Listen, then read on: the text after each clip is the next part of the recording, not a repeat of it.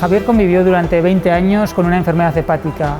Gracias a un donante anónimo pudo recibir un trasplante de hígado, un gesto altruista que le cambió la vida. A sus 61 años, Javier es un paciente trasplantado de hígado. Durante más de 2 décadas convivió con la hepatitis C, una enfermedad hepática que provocó que tuviese que someterse a diversos tratamientos e intervenciones médicas.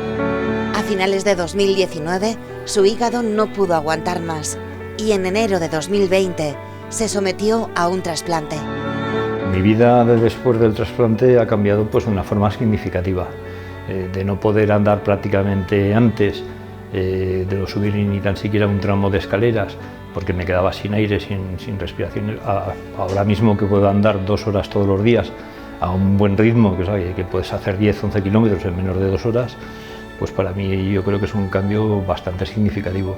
El no tener que estar dependiendo todos los días de decir si llegaré a mañana, no llegaré a mañana, pues todo eso que hoy en día vives la vida, la vivo hoy porque sé que hoy la persona que me donó su hígado, vivo por él y por mí.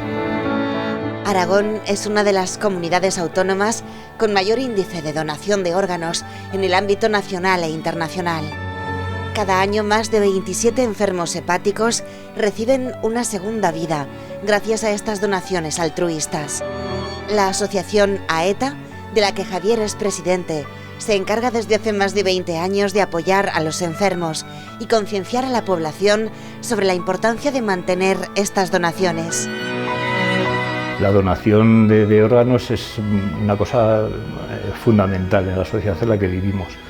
Es demostrar que el ser humano sigue mereciendo la pena como tal y que la humanidad tiene un porvenir gracias a los donantes y a sus familias. Aunque la donación de órganos no es la única solución para el tratamiento de enfermedades hepáticas graves, de momento es la más indicada en la mayoría de los casos.